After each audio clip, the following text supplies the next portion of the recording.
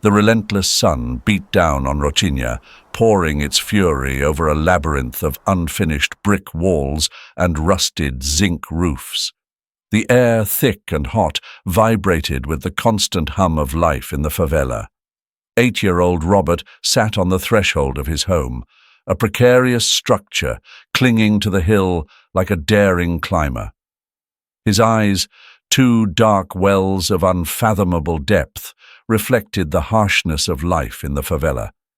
Yet within them flickered a spark of precocious intelligence. He watched with a mixture of curiosity and longing as children played in the dusty street, their laughter echoing like a melody alien to his reality.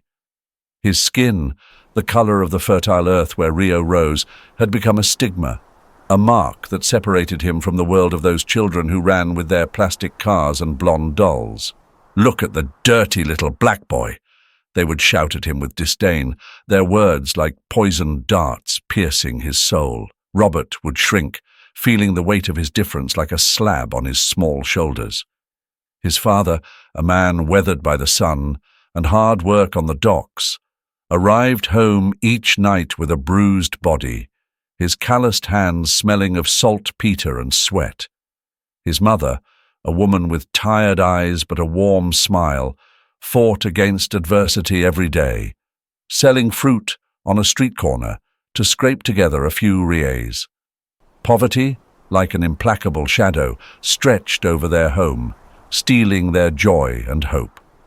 From a very young age, Robert learned to bear the weight of responsibility. After school, he roamed the steep streets, offering cigarettes to passers-by or searching for empty bottles that he would later sell for a few cents.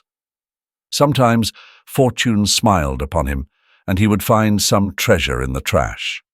A broken toy, a piece of polished wood, treasures that he kept jealously guarded in a cookie tin under his bed. One day, as he walked home with his head down, his steps led him to the door of a toy store. It was an oasis of bright colors and infectious laughter, a world apart from the gray monotony of the favela. Robert stood there mesmerized by the sight of those wonderful toys. Electric trains running on intricate tracks, teddy bears with eyes that seemed to come to life, porcelain dolls with silk and lace dresses. For a moment, he forgot his sadness, his poverty, his difference.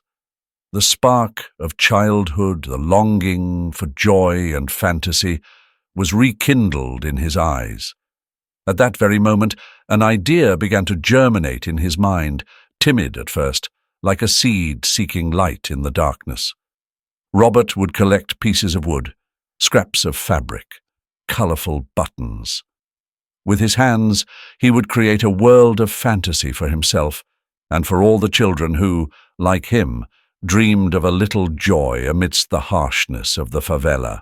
In his heart, the flame of hope was revived, fueled by the desire to share the magic of a toy that would not differentiate between colors, a toy that would speak the universal language of joy. 10 years had passed, like an exhalation in Robert's life, carving into him the determination of one forged in adversity. At 18, the shyness of the child had transformed into the firm gaze of a young man who knew the value of perseverance. His body, agile and strong from years of tireless work, moved with the confidence of one who has challenged fate and emerged victorious. The longing that had blossomed at the door of that toy store had become an obsession, an unstoppable force that guided his every step. Robert was no longer content to create rough toys with discarded materials. His mind, hungry for knowledge, sought a way to bring his creations to life, to infuse them with the magic he had seen in the eyes of those privileged children. Day after day, Robert walked the streets of Copacabana, submitting his resume to every toy store he came across. His skin, however, became an insurmountable barrier. The merchants, with eyes full of prejudice, dismissed him with banal excuses. "We have no vacancies." "You need experience." Empty phrases that concealed the real reason for their rejection. But Robert did not give up. One afternoon, as the sun bid farewell to the Carioca sky, dyeing the waves golden, he stopped in front of a shop that seemed to defy the poverty of the neighborhood. Emporio Alegria, read the sign in golden letters on a red velvet background. A shiver ran down his spine. It was now or never. Inside, a whirlwind of colors and sounds greeted him like an old friend. Robert, his heart pounding, approached an older man who was arranging a stack of boxes with admirable serenity. His silver hair contrasted with the intense blue of his eyes, which seemed to have treasured the wisdom of 1,000 stories. "Excuse me, sir," Robert murmured, holding out a folded paper with trembling hands. "I'm here about the job posting." The man looked at him curiously, his eyes sweeping Robert from top to bottom. "So, you want to work here, young man?" he asked in a leisurely voice. Robert nodded, hope hanging by a thread. "I've always liked toys, sir, and I think I can be useful." "You like toys?" the man repeated, a slight smile playing on his lips. "That's not enough to work here. We need people with passion, with magic in their hands." Robert took a deep breath, determined to play his last card. "Sir, I design my own toys. Since I was a child. I have a notebook full of ideas." The man raised an eyebrow, intrigued. "Show me," he said simply.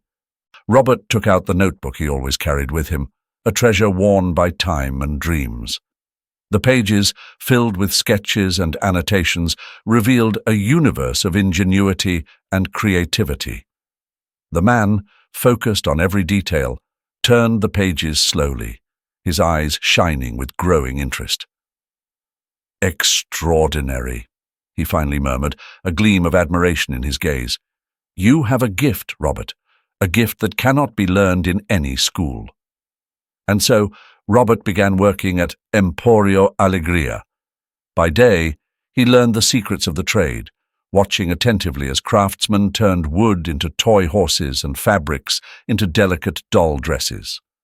By night, in a small corner of the workshop that Mr. Carlos had given him, Robert gave free rein to his imagination. Mr. Carlos, moved by the young man's dedication and talent, provided him with everything he needed: colored wood, mechanical parts, precision tools. Robert, in a whirlwind of inspiration, created innovative prototypes that surprised the old craftsman. But it was his design for a robot dog, capable of walking and wagging its tail with an ingenious rope mechanism, that truly captivated Carlos. "It's revolutionary, Robert," he exclaimed enthusiastically. "The kids will love it." And he was not wrong. Carlos, with a nose for business, decided to invest in Robert's idea. The robot dog, baptized as Toto, became a resounding success. The shelves of Emporio Alegria were emptied as quickly as new units arrived. Robert, overnight, became the hero of the favela, the boy who had transformed wood into a dream come true. His story, a testament to perseverance and innate talent, reached the ears of the press. Robert became a symbol of hope for the youth of the favelas, living proof that poverty cannot defeat the power of a dream. Fortune, once elusive as a silver fish in the murky waters of life, now swam in Robert's favor. The success of Toto was not a stroke of luck, but the first step on a path paved with hard work and an unbreakable passion. The toys of Emporio Alegria, with their unmistakable stamp of ingenuity and quality, conquered the Brazilian market and soon crossed borders, bringing joy to children of all latitudes. Robert, the young man who once begged for coins on the dusty streets of the favela, now headed an empire of dreams. The offices of his company, located in an elegant building in Botafogo, were light years away from the precariousness of his childhood. However, Robert never forgot where he came from. His roots, firmly planted in the red earth of Rocinha, kept him connected to the reality of his people. to the daily struggle of those who were still searching for their place under the Carioca sun. In the whirlwind of his new life, Robert found love in Sabrina, a young journalist with an intelligent gaze and a heart as big as the Rio sky. Together, they built a home filled with laughter and complicity, where the echo of toys mingled with the cooing of a new life. And so, on a radiant morning bathed by the sea breeze, Mike was born. His eyes, two windows open to curiosity, inherited the lively spark of his father. From a young age, Mike became Robert's shadow, his inseparable companion in the workshop where wood came to life. "Dad, why doesn't this train have a chimney?" little Mike would ask, with the seriousness of an engineer examining a blueprint. Robert, patient as a master craftsman, would explain the secrets of physics and mechanics, adapting his language to the child's understanding. "Because this train runs on the power of imagination, Mike, and imagination doesn't need chimneys, it just needs space to fly." On weekends, while Sabrina read stories aloud, Robert and Mike would immerse themselves in a world of gears, paints, and scraps of fabric. The workshop, impregnated with the aroma of freshly cut wood and fresh paint, was transformed into a magical universe where a simple piece of wood could become a space rocket or a pirate ship, depending on little Mike's imagination. "Remember, son," Robert would say as he guided Mike's small hands over the sandpaper, "the magic of a toy is not in its price, but in the love with which it is created. And that love, that gift, is something you carry inside you, like a treasure." Despite growing up surrounded by love and comfort, Mike was not oblivious to the reality of the outside world. School, a prestigious private school in Ipanema, became a minefield of prejudice. Some children, blinded by the superficiality of their last names and the whiteness of their skin, made fun of Mike for his color, for his humble origins. Robert, his heart clenching as he remembered his own scars, would hug Mike after each silent battle. "Don't let hatred change you, son. Show who you are with your talent, with your kindness. There is no better revenge than success built with a clean heart." And so, between complicit laughter and shared projects, Robert sowed in Mike's heart the seed of humility, perseverance, and empathy, values that neither money nor fame could buy. The roar of the plane landing echoed in Mike's ears like the growl of a metallic beast. He clung excitedly to the seat, his eyes shining like headlights at the prospect of adventure. São Paulo stretched out below them, an ocean of concrete and glass that was lost in the misty horizon. It was Mike's first time out of Rio. Robert, sitting next to him, smiled conspiratorially. "Get ready, champ," he said with a knowing wink. "São Paulo is a city that never sleeps. A lot of surprises await you." Sabrina, with her characteristic serenity, finished packing her things. "Don't get too excited, Mike," she said playfully. "Remember that we've come to enjoy ourselves as a family, not to run around like crazy." The first stop on their trip was the São Paulo Museum of Art, an imposing building that seemed to float above the city. Robert, passionate about architecture and design, enthusiastically explained the details of the construction, while Mike, overwhelmed by such grandeur, simply watched with his mouth agape. However, the rigidity of the museum failed to capture the little boy's attention for long. His feet, accustomed to the freedom of the favela streets, longed for movement, fresh air, a space to unleash his boundless energy. "Dad, can we go to the park now?" Mike pleaded, tugging at his father's hand impatiently. "I saw that there are giant slides and a fountain with colored lights." Robert, knowing his son's restless spirit, could not refuse. "Okay, champ," he agreed with a smile, "but promise me that you will stay close to us and not wander too far." Ibirapuera Park was an oasis of greenery amidst the urban chaos, a haven of peace where families strolled under the shade of ancient trees. Mike, finally freed from the constraints of the museum, ran like an arrow towards the playground, his laughter echoing among the laughter of other children. Robert and Sabrina sat on a nearby bench, watching tenderly as Mike slid down the slides, swung high enough to touch the sky with his toes, and challenged other children to frantic races. As he watched his son play, Robert's mind, always active, began to churn with new ideas. A group of children were trying to build a makeshift ramp with planks and bricks, but the structure, unstable and clumsy, kept collapsing before the frustration of its little builders. Mike, without a moment's hesitation, approached the group, his eyes shining with a special gleam. In a matter of minutes, and with the help of a few sticks and strategically placed stones, the ramp stood solid and defiant, ready to defy the laws of gravity. "I knew it," exclaimed Mike with a triumphant smile as the other children cheered him with admiration. "The secret is to find the perfect balance point." He took out of his pocket the notebook he always carried with him, a gift from his father that he treasured like a treasure.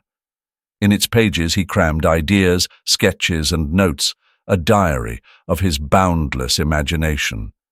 With quick strokes, Mike captured the design of a racing ramp with impossible curves and a spring-loaded propulsion system. "Someday, I'll build one like that," he murmured to himself, his eyes shining with the flame of dreams. "It will be the best racing ramp in the world." The afternoon slipped away between games and laughter until the sun began to say goodbye, dyeing the sky orange and violet. Robert, consulting his watch, announced that it was time to return to the hotel. "Tomorrow we have a very important appointment," he said mysteriously. "We are going to visit the largest toy store in all of Latin America." Mike, upon hearing these words, felt his heart skip a beat. A giant toy store. It was a dream come true. Completely forgetting his tiredness, he grabbed his father's hand and followed him enthusiastically towards the park exit. However, fate, capricious as always, had other plans for Mike. Upon arriving at the mall where the famous store was located, Robert realized that he had forgotten to buy a new set of clothes for his son, whose shirt bore the indelible marks of an afternoon of play. "Wait here with Mum, Mike," Robert said, pointing to a padded bench near the entrance. "We're going to look for a clothing store. We won't be long." Mike, impatient to explore the toy paradise that awaited him a few meters away, nodded without paying attention to his mother's warnings. "Don't move from here, Mike," Sabrina repeated as Robert dragged her with a smile into the crowd. "We'll be watching you." But Mike, blinded by excitement and curiosity, did not hear or did not want to hear his mother's words. His feet, as if they had a life of their own, propelled him towards the entrance of the toy store, a universe of colors and fantasies that opened before him like an irresistible promise. Mike crossed the threshold of the toy store with the reverence of a pilgrim entering a sacred temple. The bustle of the mall faded behind him, replaced by an expectant silence, barely broken by the hum of the motors of an electric train running through a miniature landscape. The air, impregnated with the aroma of new plastic and artificial sweetness, seemed to vibrate with the promise of 1,000 adventures. The walls, lined with shelves that reached the ceiling, displayed a riot of colors and shapes, a feast for the senses that would have driven Picasso himself mad. Porcelain dolls with lace dresses and absent-minded gazes, futuristic robots with blinking lights, board games with indecipherable rules. Each object seemed to whisper fantastic stories, inviting Mike to immerse himself in a universe of limitless imagination. But it was the sight of a gleaming racing car, locked in a glass case like a priceless jewel, that truly captivated his attention. It was a scale model, an exact replica of a Formula One, with its aerodynamic wings, its rubber tires, and a body painted in the colors of the Ferrari team. Mike approached the display case, mesmerized by the beauty of the object. His fingers, as if driven by an invisible magnet, rested on the cold glass, tracing the silhouette of the car. In his mind, he could hear the roar of the engine, feel the speed in every cell of his body. Visualize himself as a fearless driver crossing the finish line amidst a shower of applause. Lost in his contemplation, he did not notice the shadow that loomed over him. "Can I help you with something, kid?" A gruff, unpleasant voice startled him out of his reverie. Mike turned slowly, his heart pounding in his chest.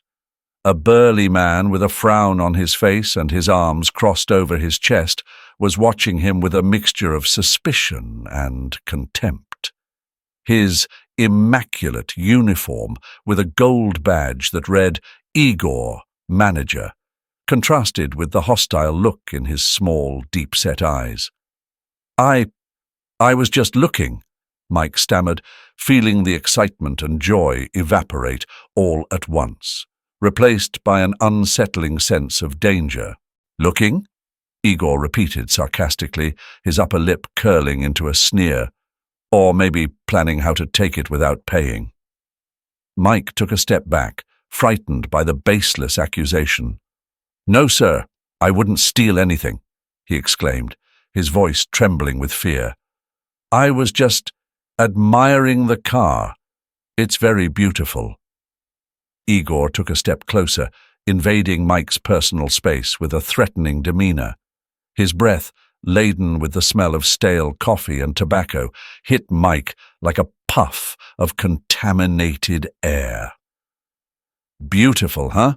he said mockingly, his eyes sweeping Mike from top to bottom, lingering on his worn-out sneakers and dirt-stained t-shirt. "You don't look like you can afford something so expensive, do you?" Mike, humiliated and ashamed, felt tears welling up in his eyes. He drew strength from weakness and replied in a small voice, "My dad and I build cars too. Not as beautiful as this one, but they work very well." Igor let out a mocking laugh. "Oh, really? And where is your father, little engineer? Hiding between the shelves while you steal parts for his inventions?" Mike, unable to contain himself any longer, let out a stifled sob. He clung to his notebook, his only shield against the manager's cruelty. Igor, far from taking pity, snatched the notebook from his hands with a brusque movement. Let's see," he said with feigned curiosity, glancing at the pages full of designs and annotations. His face, however, showed no trace of admiration, only visceral disdain and dislike. "What's this? Senseless scribbles," he exclaimed contemptuously, dropping the notebook to the floor as if it were a disgusting object. "Go play in the street with your beggar friends, kid. This is no place for you." Igor's words, sharp as knives, pierced Mike's heart, shattering the illusion with which he had crossed the threshold of the store. His notebook, a gift from his father, a treasure where he kept his dreams and aspirations, now lay at his feet, mutilated, stripped of its magic. "No!" he cried out in despair, kneeling down to pick up the torn pages. His trembling fingers tried in vain to reconstruct the drawings, to join the fragments of his shattered imagination. Igor, with a coldness that chilled the blood, watched the scene with a sneer. "That's what you get for snooping where you're not supposed to, you little brat," he said, with a cruelty that contrasted sharply with the surroundings of bright colors and children's melodies. "Learn to respect your superiors, and next time, stay away from what you can't afford." The tears, contained until that moment by a mixture of rage and humiliation, began to roll down Mike's cheeks, leaving a shining trail on his dark skin. His body trembled uncontrollably, racked by sobs that seemed to have no end. "Leave him alone!" A firm, determined voice broke the tension that had gripped the aisle. Rose, a young saleswoman who had witnessed the scene from a distance, stood in front of Igor, her blue eyes flashing with indignation. Her impeccable uniform, with the name Rose embroidered above the pocket, seemed to take on a new dimension, an aura of dignity and courage. "What's going on here?" she asked with authority, her voice ringing with the force of justice. Igor, visibly annoyed by the interruption, frowned. This kid was messing around with the merchandise, and when I reprimanded him, he was disrespectful. He lied brazenly, pointing to Mike with an accusing gesture. Rose looked down at Mike, who was still sobbing on the floor, clinging to the remnants of his notebook. Her heart sank with compassion at the sight of the pain reflected in the little boy's eyes. "Come on, Mike," she said gently, extending a hand to help him up. "Don't worry, I'll help you pick up your things." Mike, moved by the unexpected display of solidarity, clung to Rose's hand as if he were a castaway clinging to a lifeline. Together, they picked up the pieces of paper scattered on the floor as Igor watched them with a mixture of anger and contempt. "Rose, get back to your station," Igor ordered harshly. "This is none of your business." Rose rose slowly, her eyes fixed on Igor's. Inside, a storm of emotions was brewing. She had endured Igor's irascible character and derogatory comments towards her and her co-workers for months, but the gratuitous cruelty she had just witnessed had been the last straw. "No, Igor," Rose replied firmly, her voice ringing with newfound confidence. "This is my business. I will not tolerate you humiliating a child like that, and even less so falsely accusing him of theft." "How dare you!" Igor roared, his face turning red with fury. "Are you questioning my authority?" "I'm not questioning your authority, Igor," Rose retorted, keeping her gaze fixed on the managers. "I'm questioning your lack of humanity and your abusive behavior. I don't want to be complicit in your abuse for another second." With a deliberate and definitive gesture, Rose removed her name tag and threw it on the counter. "I quit," she said firmly, a shiver of liberation running through her body.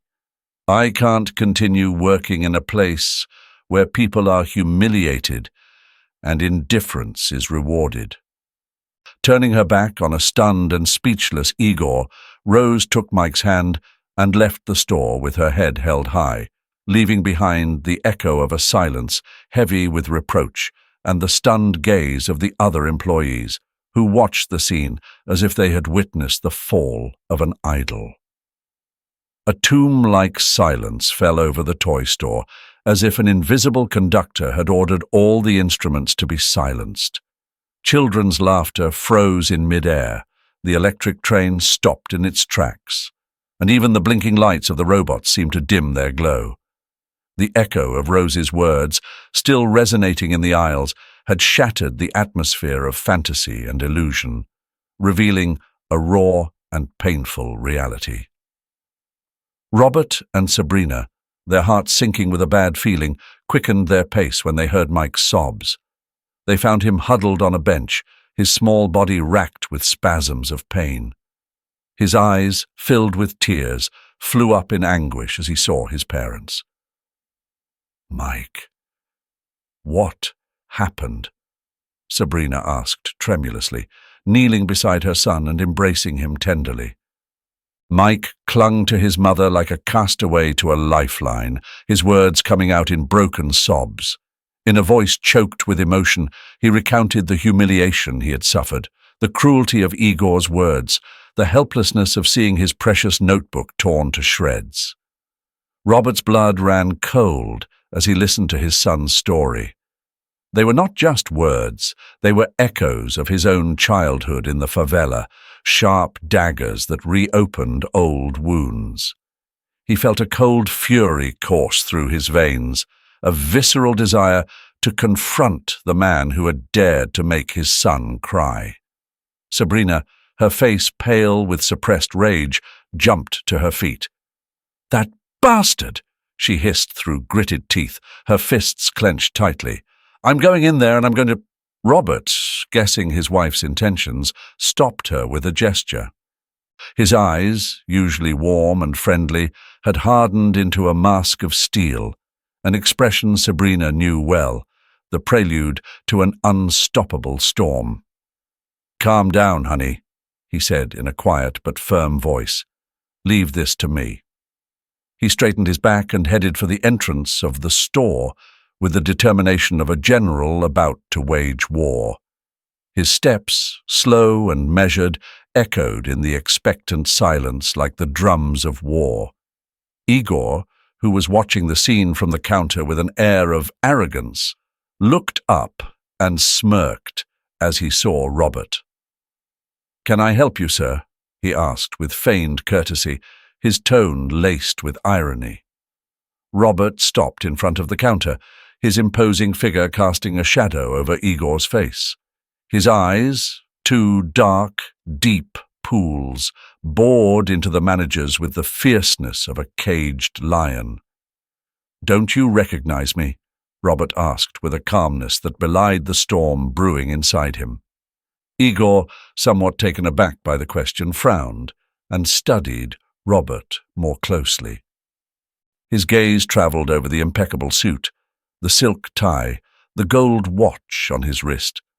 No, he definitely didn't remember ever seeing this man. "No, I don't have the pleasure," Igor replied, his tone slightly defensive. "Should I?" Robert smiled humorlessly. "Allow me to introduce myself," he said, his voice ringing out in the silence of the store like a clap of thunder.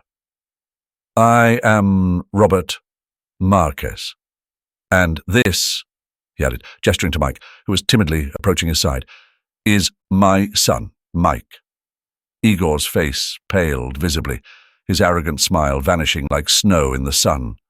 The words, "Robert Marx," echoed in his head like a bad omen, awakening a primal fear that paralyzed him completely. Robert, keeping his eyes fixed on Igor's ashen face, pointed a firm finger at Mike. "This boy," he said, his voice cold enough to chill the blood, "is the most important person in my life, and I demand that you treat him with the same respect that you would have treated me a few seconds ago."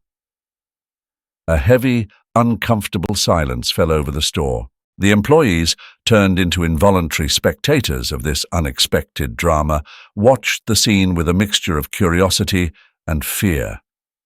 Igor, still reeling from the revelation, stammered incoherent words, unable to articulate a convincing explanation. I didn't know. The boy, I didn't mean to offend," he stammered, his voice reduced to a trembling thread. Sabrina, who had been silent until that moment, stepped forward with the elegance of a panther about to pounce on its prey. Her eyes, usually warm and cheerful, now blazed with a controlled fury that reminded Igor of Robert's gaze. "You didn't know?"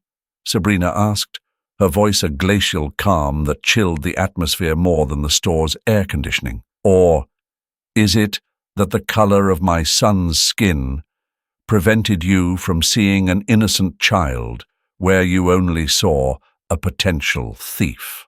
Her voice, though controlled, vibrated with the force of contained indignation.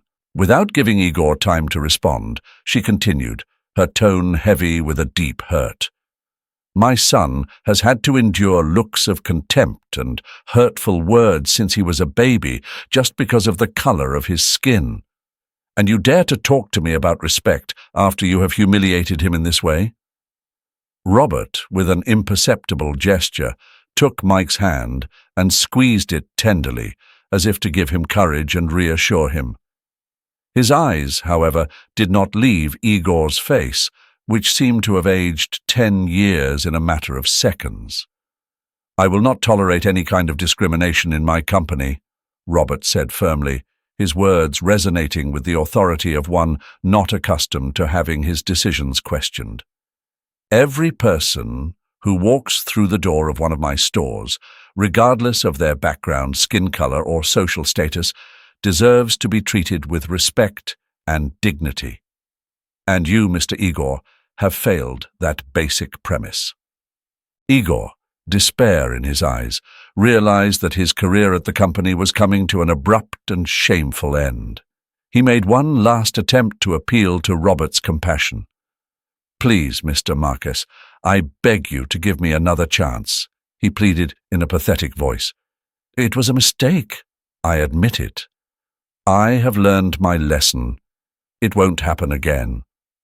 Robert, however, remained impassive in the face of Igor's pleas.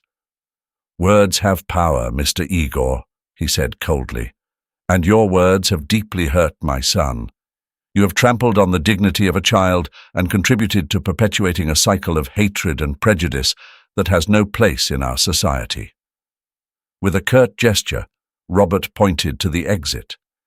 "You're fired," he said in a firm, irrevocable voice. "And I don't want to see you in any of my stores ever again." Igor, head bowed and pride in tatters, retreated in silence, followed by the reproachful gazes of the employees who, until that moment, had remained impassive in the face of his abuse. Robert's gaze, implacable, swept over the faces of those present, stopping at the security guard who, stationed at the entrance, had witnessed the entire scene without intervening. "And you?" Robert asked in a glacial voice. "You saw nothing objectionable in your superior's behavior either." The guard, a burly man who until that moment had remained impassive as a statue, lowered his gaze, ashamed. Robert did not wait for his answer. "You're fired too," he said, with the same coldness with which he had fired Igor. "Indifference to injustice makes us accomplices." The echo of Igor's footsteps died away in the distance, leaving behind a silence charged with anticipation. The employees, still dazed by what had happened, looked at Robert with a mixture of respect and awe.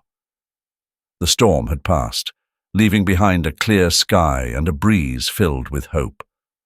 Robert, with the satisfaction of a warrior who has fought a just battle, looked at the face of each person present. His expression, though serious, no longer reflected the cold fury that had chilled the atmosphere minutes earlier. In his eyes there was now a glimmer of hope, the certainty that even in the most unexpected places the seed of justice could germinate. But something was missing.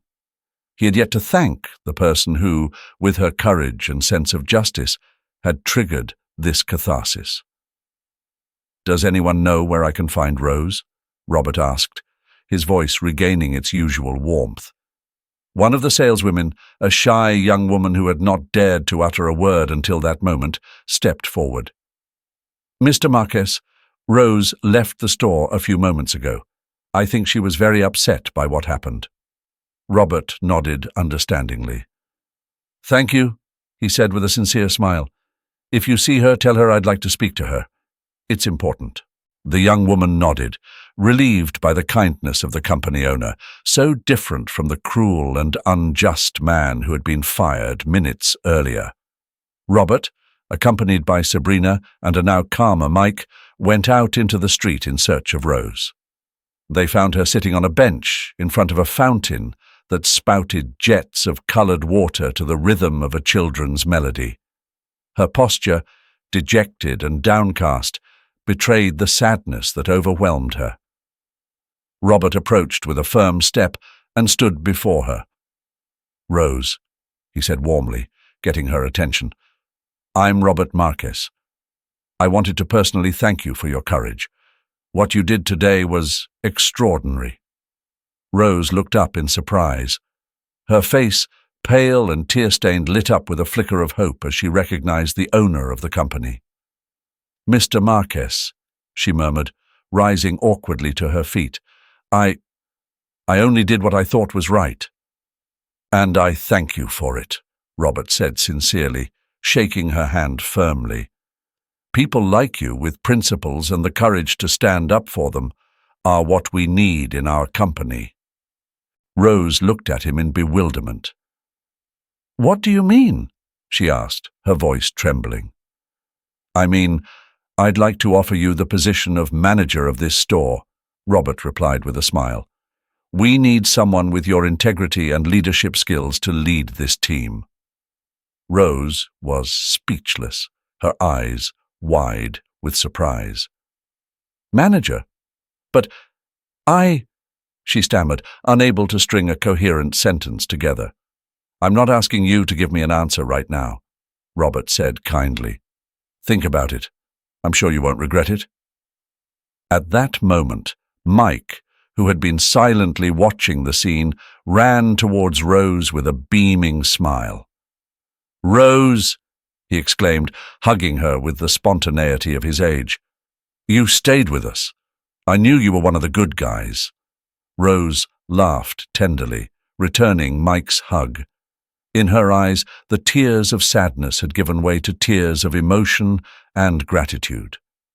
She took Mike's notebook, which she had picked up from the floor before leaving the store, out of her bag. "Look, Mike," she said, showing him the carefully taped-up notebook. "Your designs are amazing. Someday, you're going to be a great toy inventor." Mike took the notebook in his hands, his face radiant with happiness. With overflowing emotion, he began to explain to Rose the details of his latest invention: a racing car that could transform into a flying robot. Robert and Sabrina watched the scene with a knowing smile. The toy store, which minutes earlier had been the scene of an act of discrimination and abuse, had been transformed into a haven of peace and joy, a place where justice had triumphed and where hope was making its way among the shelves stocked with dreams. True to his word, Robert had put all his efforts into making Mike's design a reality. The best materials, the most advanced technology, and the affection of a team united by an ideal combined to bring to life a toy that not only raced at full speed, but also opened up paths to a fairer and more egalitarian future. In each box of Lightning, along with the instructions and warnings, Robert had a phrase printed that became the company's motto: "This product was created with love and a kind heart." These were not empty words. They were a constant reminder of the philosophy that guided every step the company took. Robert, aware that the fight against discrimination and inequality was a marathon, decided to go one step further. He created the Wings of Color Foundation, an organization dedicated to providing educational opportunities to children and youth in the favelas, those who, as he himself had experienced, often saw their dreams cut short by a lack of resources and opportunities. The profits from the sale of Lightning, which quickly became an international bestseller, were used to fund scholarships, build libraries, and create vocational training workshops in the most disadvantaged communities. Robert, who became a role model not only for his business success but also for his social commitment, traveled to schools and universities sharing his story, a story of overcoming, resilience, and fighting against adversity. His words, charged with emotion and sincerity, resonated strongly in the hearts of young people, inspiring them to pursue their dreams and fight for a fairer world. Mike, who grew into a handsome and talented young man, followed in his father's footsteps with the same passion and determination. He graduated with honors in industrial design, specializing in creating innovative and accessible toys for children of all ages and social conditions. In his studio, a space filled with light and color that reminded him of the workshop where his father had forged his dream, Mike lovingly kept a special object, a notebook worn by time and tears, its pages carefully mended with tape. It was the notebook his father had given him when he was a child, the notebook that had survived injustice and contempt, the notebook that reminded him every day of the value of perseverance, kindness, and the tireless pursuit of dreams. And so ends our story for today. I hope you enjoyed it and found inspiration in the incredible journey of Robert and his son, Mike. Don't forget to subscribe to our channel, like the video, and share it with your friends. We also want to hear your thoughts in the comments. What did you think of this story? What would you like to see in future videos? Thank you for joining us on this journey.